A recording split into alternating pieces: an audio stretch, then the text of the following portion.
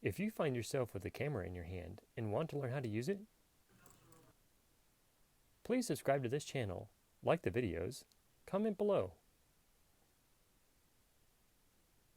Hey Photos family, today we're talking a little bit more about the environment of a shoot so that you have a little bit of an idea of what the lighting is in different places and how it looks and what that's going to do or change in the effect of what you're going for in your shots. I gave you some hints and tips about finding a good place when you realize that the lighting is a little bit too harsh, but the important part is you take notice of what's going on in the environment around your shoot, background environment, and you change the environment so that you get the effect you're looking for. Maybe the background is more shaded, or maybe the subject is shaded, your background is more lit. The benefits to looking at your environment and noticing it and trying to change the location is to give you both the opportunity to take note of the time of day, will give you an opportunity to make note and keep that on record for when you have a shoot scheduled, what locations are going to provide more available shots in that time or not. I typically shoot, I would say, anywhere from 30 minutes to an hour, and one photo booking would provide about 5 portraits.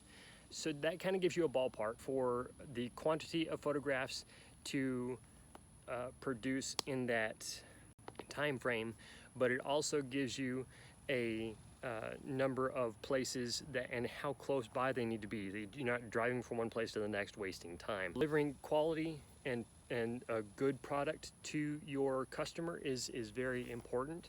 So when you take pictures, you need to be sure that they are good. They are not underexposed so far that you can't pull them out, and they're not overexposed and too far to pull back.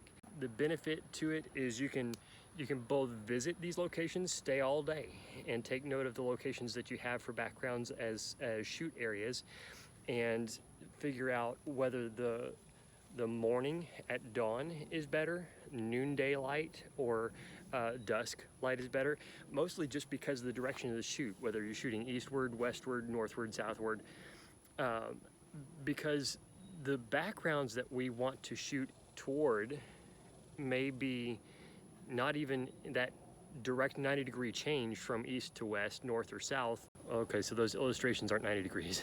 I realize that north to east would be 90 degrees. The time of day is important. The other thing is, if you don't have all day to stay at one location to see what the light is like, and I'm sitting under a tree, so you see my hand is very overexposed because right up here there's no leaves to shade. Right back here there's plenty of leaves to shade. So that would be important to notice too. What parts of the tree are shaded, what parts aren't. But if you're shooting at a park, for instance, where you're using things that aren't trees, you're using a building, or you're using a rose garden, you're going to want to notice the different parts, pieces of the environment, and so that you can work with it well, so that nothing is drawing attention away from your subject.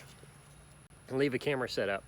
If you have permission, if it's a public park, or if it's a place that you can leave camera set up so that you can take, that camera is designed on a timer to take snapshots of what the environment is that you're looking for and what that environment experiences, in sunlight and shade. Do that so that you have the photographs. You can come back the next day or that night and pick up the camera and leave the date and timestamp set on your camera so that you can see exactly what time the picture is taken and what the light effects are around. The last tip, it's very important to get multiple times so that you know how fast shade moves into an area and how fast sunlight moves into an area. So you're not going to be wanting just 3 photographs, morning, noon, and evening. You're going to want something as fast as 15-minute increments or an hour. I wouldn't suggest any longer than 3 hours, which is basically going to put you right into the same time span or space as morning, noon, and evening. Thank you so much for watching. We appreciate you following through and watching this video, and we appreciate our Photos family watching with us and learning along as we continue to grow. If you're not yet part of our family, we would enjoy having you just click that subscribe button and follow along with us as we continue to learn and grow in our photography. One step at a time, we are getting better and better. God bless.